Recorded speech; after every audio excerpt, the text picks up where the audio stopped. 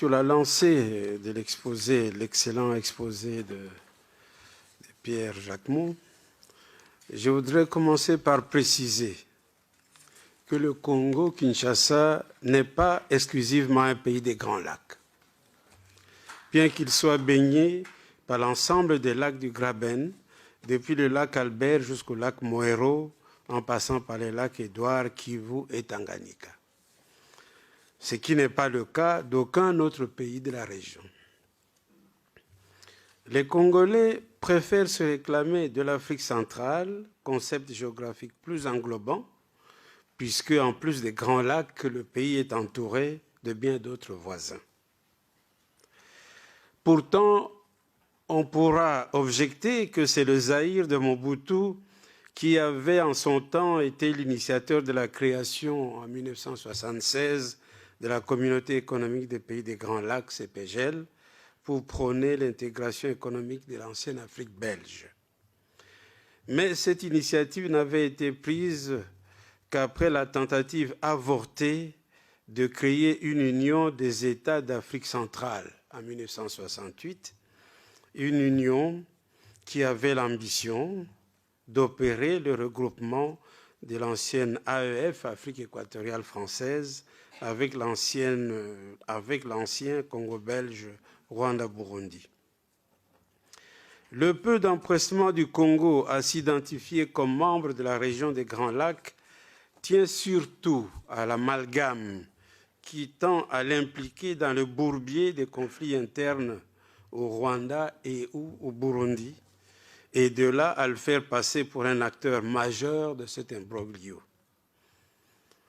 Donc de là, il n'y a eu qu'un pas, trop vite et trop facilement franchi.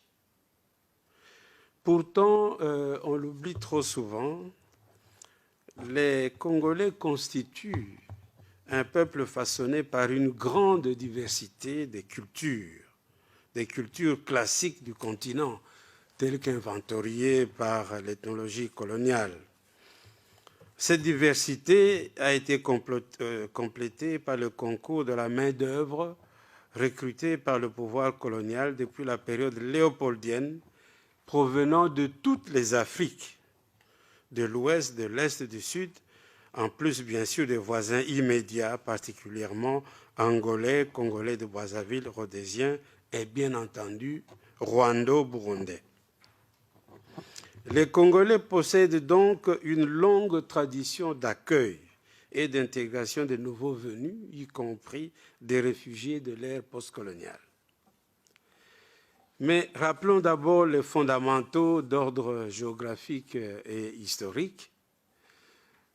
J'ai amené la carte du Congo actuel, complétant les cartes excellentes que nous avons vues.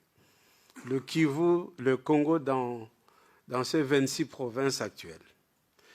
Le Kivu est effectivement la porte d'entrée congolaise dans l'univers des pays des Grands Lacs. Cette partie orientale de l'Afrique centrale est une région singulière par sa géographie, son histoire et l'aménagement de ses espaces. Je parle des Grands Lacs.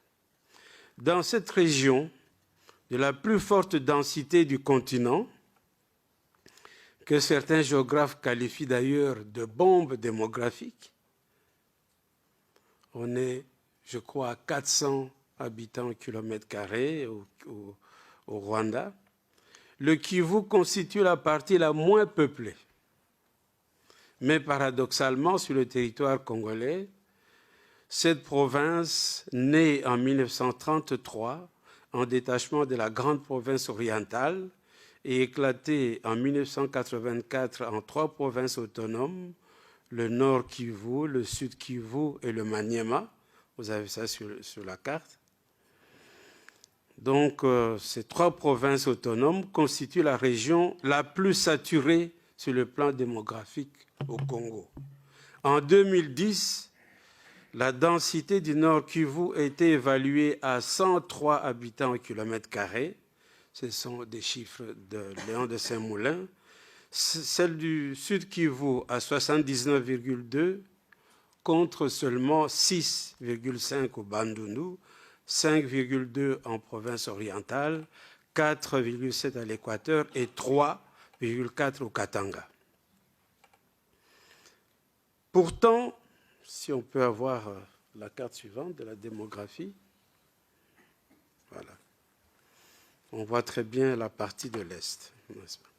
Pourtant, depuis les temps anciens, il s'est toujours opéré de part et d'autre du Graben une sorte d'équilibrage démographique interne par un mouvement de déplacement des populations d'Est à l'Ouest. À la saturation d'origine historique s'ajouta dans la suite celle d'origine coloniale. Les Belges ayant reçu en mandat de la Société des Nations les anciennes colonies allemandes du Rwanda et du Burundi, les ont utilisés abondamment comme réservoir de la main-d'œuvre pour les plantations de caféiers et de théiers au Kivu et pour les travaux de mines au Katanga. De 1937 à 1945, le Comité national du Kivu, regroupement des colons installés dans cette région agro-pastorale, avait mis en place une politique de transplantation et de sédentarisation de ces immigrés pour les mettre à l'abri des famines périodiques enregistrées au Rwanda.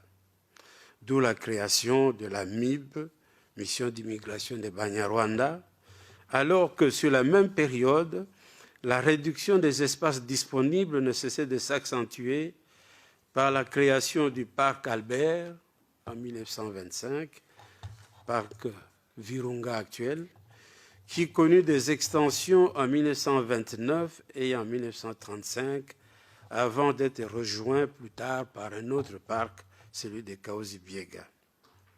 Toutefois, jusqu'à la fin de la période coloniale, malgré les vagues migratoires signalées, un certain équilibre était respecté. En témoignent les péripéties de l'histoire de la colonisation. La Belgique, acculée à gérer les urgences d'une décolonisation accélérée, n'avait pas jugé utile d'aligner la question des immigrés rwando-burundais dans ses priorités. De plus, les rapports de bon voisinage qui prévalaient entre colonisés de l'ancienne Afrique belge justifièrent des concertations organisées la veille des indépendances entre les nationalistes congolais, rwandais et burundais. En 1959, en effet, des délégations rwandaises et burundaises participèrent aux différents congrès des partis unitaristes et nationalistes qu'organisa Patrice Emery Lumumba tant à Luluabu, Kananga actuel, qu'à Stanleyville, Kisangani. Et d'ailleurs, en marge de la table ronde politique de Bruxelles, Lumumba a rendu public un communiqué au contenu bien significatif. Je cite un extrait. Le MNC, le Mouvement national congolais, a pris connaissance du manifeste publié par les étudiants du Rwanda au Burundi et par lequel les habitants de ce territoire réclament l'accession de leur pays à l'indépendance à la même date que le Congo et surtout leur désir de voir le Congo et le Rwanda au Burundi former une fédération. Le MNC, après avoir pris contact avec les dirigeants politiques du Rwanda au Burundi, appuie de toutes ses forces la revendication légitime du peuple rwandais à disposer de lui-même. Le MNC assure tous les compatriotes rwandais de son total et fraternel appui. Donc, entente parfaite. Mais cette mutualisation des combats politiques n'a pu aboutir à une indépendance commune du Congo, Rwanda, Burundi. Sur terrain, une crise de type nouveau commença à apparaître à l'ère de la décolonisation par l'accélération des flux migratoires rwandais et accessoirement burundais et par la position dominante que les immigrants se mirent à revendiquer. Au Rwanda, comme on le sait tous, le point de départ avait été les événements de la Toussaint 1959 qui avaient abouti à l'abolition de la féodalité et à l'élimination de la royauté. Le Parmehutu de Grégoire Kayibanda, le futur président de la République, à la base de ces révolutions, inaugura de la sorte l'exil massif des Tutsis vers le Congo, mais aussi vers l'Ouganda et le Burundi. Les contre-attaques que ces derniers organisèrent en 1961, puis en 1963, mais qui échouèrent, ne réussirent qu'à accentuer ce mouvement d'exil vers le Congo, mais aussi vers les autres pays du voisinage. La défenestration des Kaïbanda par Habyarimana en 1968 n'apporta qu'un changement dans la continuité du mouvement d'exil des Tutsis. Au Congo, cette diaspora rwandaise fut intégrée. Certains de ces ressortissants occupèrent de hauts postes dans les structures hiérarchiques de l'État. Tel fut le cas de Barthélemy Bisengimana, le tout-puissant directeur de cabinet de Mobutu, qui joua entre mai 69 et février 77 pratiquement le rôle de vice-président de la République. Il instaura un régime de faveur à l'égard des rwandophones. Non seulement il fit passer une loi accordant la nationalité zaïroise à tous les ressortissants rwandais qui habitaient le Congo depuis le 30 juin 60, mais il désigna plusieurs d'entre eux à la tête des entreprises d'État dans le cadre de la politique de zaïrianisation. Du coup, au nord Kivu, les territoires de Massissi et de Rutshuru changèrent de propriétaires, puisque les immigrés y étaient plus nombreux que les autochtones. Au sud Kivu, cette région congolaise accueillit une forte diaspora hutu provenant du Burundi, chassée par le régime du colonel Michombero, spécialement à la suite de la tentative du coup d'État avorté des Hutus de 1969, qui aboutit à des exécutions massives de cette catégorie de la population. Leur contre-attaque de 1972 pour venger les victimes de 1969 par l'élimination sauvage des élites Tutsis tourna évidemment à de véritables carnages.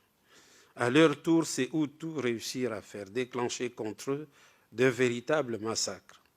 Ces exterminations réciproques de 69 et 72, inscrites dans la mémoire collective burundaise, firent de milliers de victimes et furent suivies naturellement de l'essaimage des réfugiés dans les pays limitrophes, notamment au Zaïre de Mobutu. L'histoire de la région connut un véritable tournant au début des années 90. À la fin de la guerre froide, un réajustement des politiques mondiales devint indispensable. De simples régions touristiques et agropastorales, le Kivu, n'est-ce pas, devint une région minière et d'intérêt stratégique. Et cette histoire connut une accélération brusque et brutale en avril 1994, à la suite du bombardement le 6 avril de l'avion du président du Rwanda, provoquant la mort des deux présidents du Rwanda et du Burundi, comme nous le savons. Le génocide qui fut déclenché engendra une guerre ouverte et la victoire du pouvoir FPR au mois de juillet par la prise de la capitale, Kigali, mais surtout celle pour nous de la ville frontalière de Gisenyi. Ce changement créa au Congo-Zaïre deux situations inattendues. La première, nombre de rwandophones congolais qui ne juraient pourtant que par leur congolité émigrèrent au Rwanda, occupant de hautes responsabilités dans les structures du pays. Cette situation finit par convaincre les Congolais sur la quasi-impossibilité d'intégration réelle des rwandophones au Congo, par leur sens de solidarité toujours agissante avec les autres rwandophones du Rwanda. Ensuite, ces réfugiés des années 60 furent remplacés par les réfugiés des années 90, dans des conditions que l'on connaît.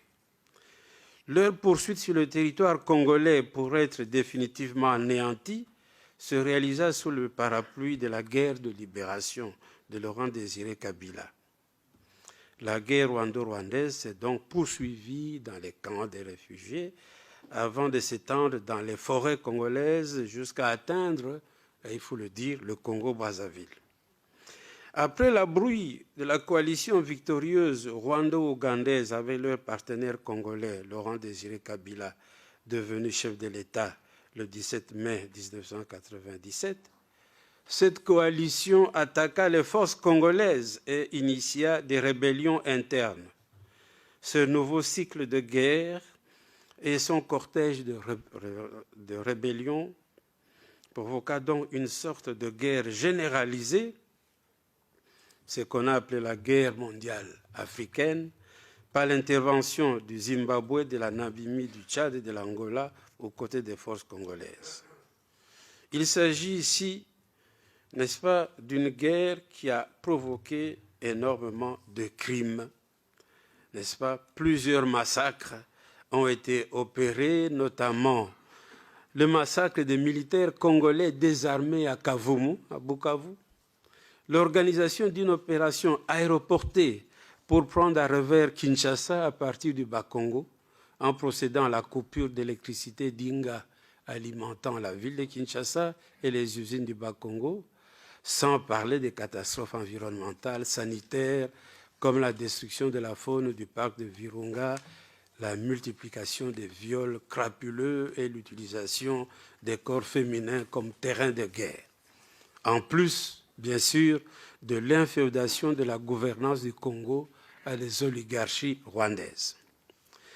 Cette sorte de guerre de 30 ans qui déchire l'Est du Congo depuis un peu plus de 2 décennies sert en réalité d'alibi au pillage, comme ça a été démontré, au pillage des ressources naturelles du sol et du sous-sol, une partie du revenu de ce pillage servant à financer la guerre, si indispensable pour assurer le maintien de ces activités mafieuses.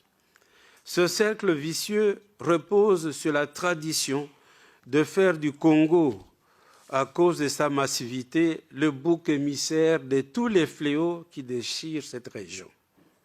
À titre d'illustration, évoquons ici 4 principales contre-vérités, n'est-ce pas, qui pèsent sur le Congo et ses habitants.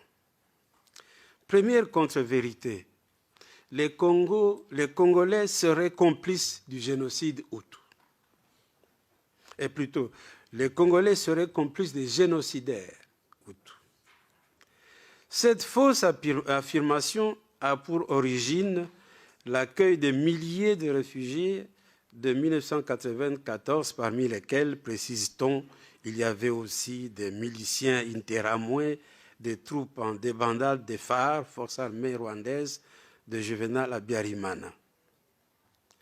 Pourtant, l'épisode historique de la gestion de ces camps de réfugiés est connu. On sait que le gouvernement congolais de l'époque, présidé par le Premier ministre Kengo Wadondo, avait décidé du rapatriement immédiat de tous les réfugiés.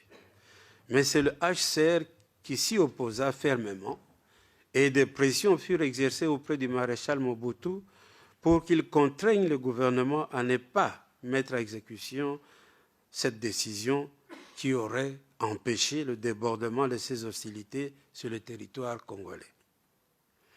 Il va sans dire par ailleurs que cette démarche ne relevait évidemment d'aucune prise de position identitaire pour privilégier les Hutus au détriment des Tutsis.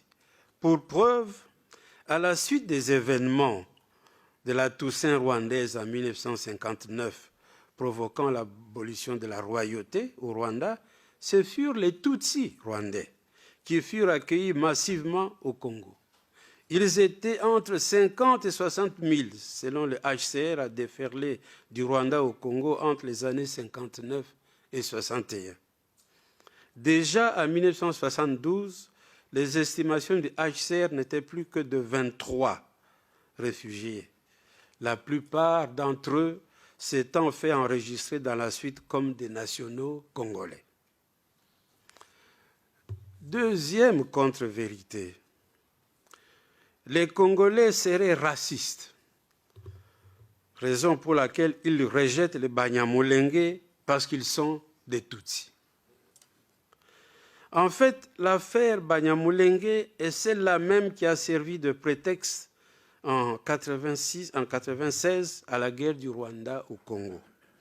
La confusion qui règne autour de ce terme traduit simplement le désarroi des Congolais face à une situation devenue explosive autour des enjeux fonciers et des pressions démographiques multiformes et incontrôlables d'origine rwandaise. Le terme Banyamulenge a surgi vers le début des années 70. Les immigrants rwandophones des plateaux de l'Itombwe dans le sud Kivu l'ont mis en honneur pour faire prévaloir leur antériorité sur le territoire congolais et s'efforcer de se différencier des vagues migratoires qui ont suivi, particulièrement à l'âge postcolonial. Les enquêtes menées par l'historienne américaine Katarika Newberry avaient confirmé effectivement l'arrivée d'un groupe de Banyarwanda venus s'installer dans cette région pour se mettre à l'abri des violences du règne des rois Bugiri. Mais jusqu'aux années 70, reconnaît un des principaux leaders du groupe, je cite Müller Ruimbika, leur dénomination était celle de Banyarwanda. L'option qu'ils avaient prise de se différencier des autres immigrants n'était pas nécessairement de pure façade.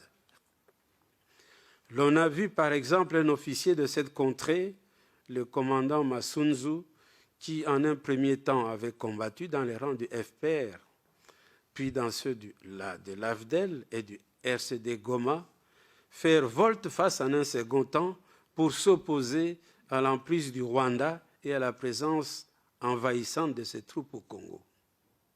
Mais il n'empêche que le résultat auquel a abouti de nos jours cette initiative sémantique de différencier ce groupe des autres immigrants est plus que décevant. Au lieu de désigner aujourd'hui exclusivement les habitants de l'Itombwe au Sud Kivu, ce terme s'est généralisé pour désigner tous les rwandophones se trouvant sur le territoire congolais, y compris ceux du Nord Kivu. Banyamulenge de nos jours ne serait plus qu'une manière de désigner les Rwandais résidant au Congo. La confusion était donc inévitable puisque les immigrés plus récents n'ont jamais osé s'afficher eux aussi comme étrangers, car se déclarer réfugiés rwandais et solliciter une hypothétique naturalisation comme l'exige la loi, c'était justement faire aveu de ses origines externes et se priver d'un certain nombre de privilèges, notamment ceux de faire la politique. Or, c'est précisément pour des raisons de compétition politique et foncière que la vie au Kivu est de plus en plus à l'étroit. Donc, sans relever de la mauvaise foi, cette situation difficile, confuse et complexe demeure finalement un grand défi qui ne pourra se résoudre, à mon sens, dans la durée que si les ressortissants des deux pays concernés sortent du climat de violence et de ressentiment qui règne encore entre eux. Troisième contre-vérité, le Congo est à la base de la réduction de l'espace du Rwanda. Il existe un mythe du grand Rwanda qui s'est développé dans la région et qui, depuis la fin des années 90, nourrit un imaginaire susceptible de pérenniser le climat de violence existant. À partir de la manipulation des mythes anciens, on prétend qu'il aurait existé naguère un grand Rwanda qui englobait les espaces actuels du nord et du sud Kivu, et que ce grand Rwanda aurait été combattu puis réduit à des portions congrues lors des conquêtes coloniales. Cette nouvelle situation aurait été adoptée par la conférence de Berlin, puis après les indépendances par le deuxième sommet de l'OUA en 1964 qui a opté, comme vous le savez, sur le principe de l'intangibilité des frontières. On comprend alors que cette soi-disant reconstitution du passé puisse alimenter des velléités hégémoniques du présent en vue de l'accaparement éventuel d'une partie des terres congolaises. Le propos du 10 octobre 1996 à Tchangungu du président Pasteur Bizimungu a eu le mérite de révéler carte géographique à l'appui l'ampleur de cet imaginaire et la portée exacte de cette ambition. Je cite un extrait, il avait dit « Je voudrais dire aux Banyamulenge qu'ils doivent faire la leçon à ceux-là qui les pourchassent et leur apprendre le savoir-vivre. Ce sont eux, les Banyamulenge, qui devraient donner un ultimatum de s'en aller à ces lucifères qui veulent les exterminer dans leur pays. Je voudrais dire à tous les Rwandais éparpillés, ici et là à l'étranger, qu'avant l'arrivée des Blancs, le Rwanda avait à peu près 600 ans d'existence.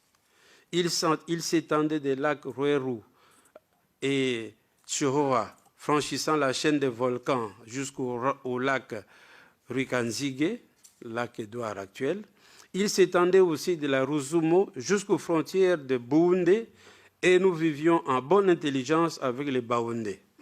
Même la région appelée Bishugi, considérée aujourd'hui comme berceau de Banyamulenge, tous les habitants de ces contrées étaient des Rwandais. Si nos combattants sont actuellement au Zaïre, ils y sont donc chez eux. Point, donc fin des citations. Même si ce discours ne s'énonce plus aussi ouvertement, il convient de fixer les idées sur les questions soulevées. Sur l'étendue du royaume ancien, des historiens de métier s'accordent à affirmer exactement le contraire. À l'arrivée des premiers Blancs, ce royaume du Rwanda n'avait pas encore atteint les dimensions qui étaient les siennes à l'ère coloniale. Au XIXe siècle, il n'occupait que sa région centrale, mais était en voie de conquérir la partie septentrionale du pays qui était encore gouvernée par des roitelets Hutus indépendants de la cour du Mwami. De plus, ce royaume du Rwanda serait de création bien plus récente qu'on ne l'a pensé. Sa fondation, d'après Vansina, ne daterait que du milieu ou de la fin du XVIIe siècle. De même, en ce qui concerne la frontière rwando-congolaise, si on peut passer la carte suivante, la situation ne souffre d'aucune ambiguïté. S'il faut revenir à la première carte de la région du 1er août 1885, c'est le Congo qui a des terres à récupérer au Rwanda et non le contraire. Car sur cette carte initiale, si vous pouvez bien regarder ce coin-là, sur cette carte initiale, la partie occidentale du Rwanda était congolaise. C'est l'expédition du comte allemand von Gotzen faisant la découverte du lac Kivu en 1884 qui permit la réouverture des négociations qui aboutirent à la signature de la convention du 11 août 1910 avec l'Allemagne, fixant la frontière actuelle avec le Rwanda et le Burundi. Par cette convention, qui adopta un nouveau tracé allant du mont Sabinyo au Tanganyika, le Congo perdit une partie de ses terres au profit du Rwanda-Burundi. L'instrumentalisation de l'histoire des conquêtes rwandaises au XIXe siècle est également une accumulation de malentendus et même d'erreurs. L'allusion concerne toujours le règne de Kigeri IV Rwabugili, un roi, le roi qui était en place entre 1867 et 1895. Avec ses 8 armées, ce roi aurait organisé 13 campagnes militaires à la base de l'extension et de la centralisation du royaume du Rwanda.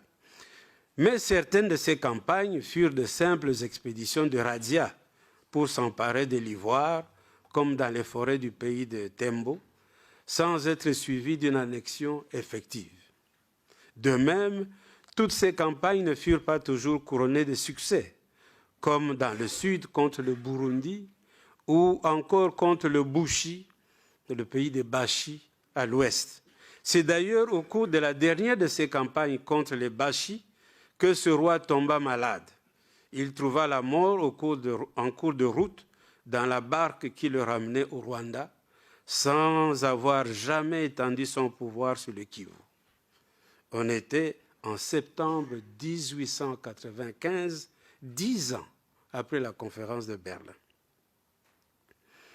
Quatrième erreur, on ne peut prétendre évidemment que les guerres et les pillages de l'Est du Congo trouveraient leur origine exclusivement dans des conflits intercongolais. De manière incontestable, ils tirent leur source essentiellement du transfert de la guerre rwando-rwandaise sur les rives occidentales des Grands Lacs. L'exigence de poursuivre des vaincus, l'exigence de poursuite des vaincus par les vainqueurs sur le territoire congolais fut à la base de la nécessité d'une couverture congolaise. Et on connaît les étapes de cette histoire, c'est clair maintenant. Ce fut d'abord l'identification des acteurs congolais capables de servir d'écran aux objectifs réels de la guerre, puis appui à la création de leur alliance par la signature d'un accord signé à Kigali, mais portant mention de l'Emera, une bourgade congolaise, finalisation des opérations de poursuite et de massacre des fouillards sous le signe d'une guerre de libération, élimination brutale du goulot d'étranglement que représentait Laurent-Désiré Kabila.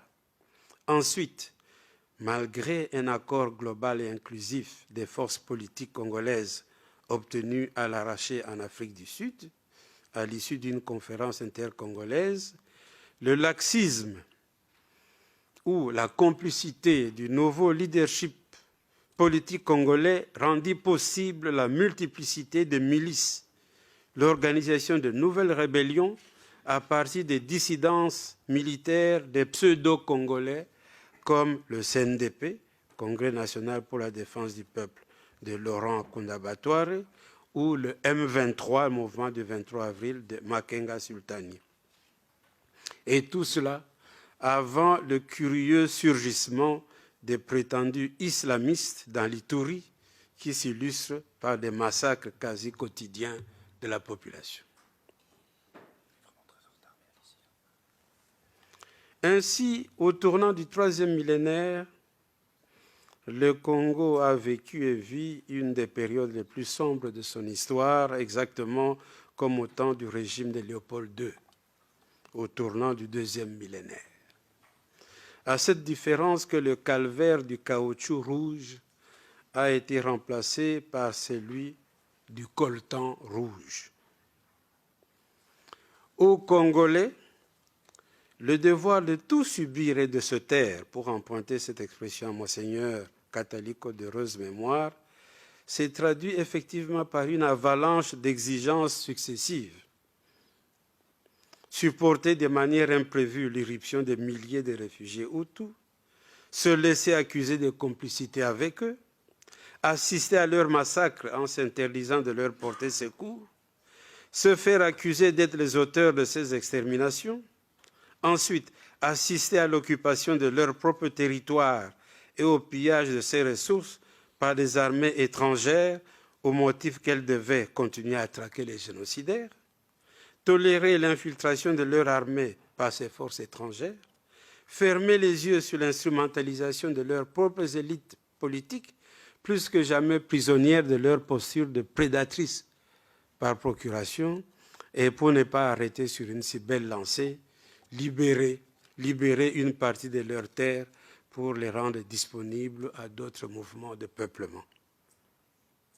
Certains vont jusqu'à prédire l'implosion prochaine du Congo et préconisent d'accompagner ce processus jusqu'à son terme présumé. S'engager dans une telle option, c'est faire preuve évidemment de cécité historique et oublier que sur cet espace national, l'économie internationale a toujours eu tendance d'isoler la zone dite utile du reste du pays. afin de la soumettre à une exploitation intensive et sauvage. La démarche n'est pas nouvelle. Dans les années 60, elle avait même abouti à la sécession des zones utiles de l'époque, le Sud Kasaï et le Sud Katanga. Mais cette politique a des limites. D'abord parce que la localisation du Congo utile est mouvante et évolue dans l'espace suivant les produits en vedette sur les marchés mondiaux. Elle peut à l'avenir se placer dans le triangle des provinces Sankuru, Chopo et Chwapa au centre du massif forestier ou ailleurs et amener les capitaines de l'économie internationale à se concentrer sur ces terres-là. Ensuite, l'unité du Congo reposant à la fois sur la géographie et l'histoire possède des assises solides. Il s'agit d'un État bâti sur les 3/4 du bassin du fleuve Congo vers lequel évoluent ses multiples affluents. Et pendant ces 135 ans d'existence de l'État léopoldien à nos jours, ce Congo, Zaïre, puis Congo à nouveau, n'a été géré que comme État unitaire. Si donc, comme tout autre pays, il n'est pas à l'abri des forces centrifuges, il n'est pas facile non plus de le déstructurer. Que conclure? Bien, il est temps de mettre un terme au calvaire du pays bouc émissaire de la région des Grands Lacs. Et pour ce faire, 2 éléments doivent être retenus ici. Le premier, c'est d'opérer en urgence un réajustement de regard sur le dossier des violences des Grands Lacs, en contestant l'impérialisme des discours et analyses considérés jusqu'ici comme d'une pertinence indiscutable. Le Congo n'est pas la périphérie du Rwanda.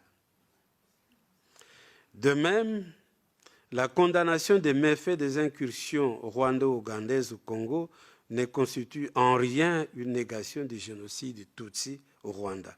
Il s'agit de 2 histoires différentes, mais successives, l'une étant une excroissance de l'autre. Des victimes de ces tragédies se comptent dans tous les pays et elles ont droit à la même justice réparatrice. Et pour sortir des pièges d'une vaine opposition de surcroît stérile entre 2 histoires douloureuses et macabres, celle du Rwanda et celle de la RDC, un grand et fructueux débat s'impose, confrontant tous les regards et apportant tous les éclairages utiles. Un débat auquel devraient prendre part, me semble-t-il, non seulement les politiques et les experts, mais aussi les authentiques représentants des populations concernées. Le second élément est corollaire au premier. Pour couper court à la rwandophobie ambiante et revenir aux meilleures relations qui existaient entre pays riverains des Grands Lacs, il est essentiel que les maîtres du Rwanda et de l'Ouganda reconnaissent leurs torts, les torts qu'ils ont commis avec leurs armées au Congo, notamment pour les catastrophes humanitaires, sanitaires et écologiques qu'ils ont provoquées et le pillage des ressources naturelles du sol et du sous-sol qu'ils ont réalisé. Ces dégâts appellent réparation. Des tribunaux internationaux comme la Cour internationale de justice devraient s'en saisir. Une évaluation sommaire des méfaits commis uniquement par l'Ouganda, en comptabilisant les dommages à la faune, à la flore, aux personnes, aux services publics, en plus de ceux d'ordre macroéconomique, ainsi que les pillages et l'exploitation illégale des minerais, a abouti à une facture de plus de 16 milliards de dollars. Qu'en sera-t-il du Rwanda, dont l'occupation a été plus longue sur les espaces plus larges, avec des méfaits plus importants? Faire l'impasse sur ces crimes odieux, tout à l'heure, Mukwege parlait de 617, et s'engager de manière précipitée dans un prétendu processus d'intégration régionale, de surcroît décrété d'en haut, ne serait qu'une manière d'accumuler des frustrations des populations, au profit des agendas cachés qui ne viseraient nullement leurs intérêts. La justice est donc non seulement indispensable, mais elle est aussi incontournable pour ouvrir la voie à une véritable paix dans la région. C'est dans un tel contexte que pourrait être inventé dans la région des Grands Lacs un nouveau vécu régional sans mettre pour autant en cause les frontières qui existent. Je vous remercie.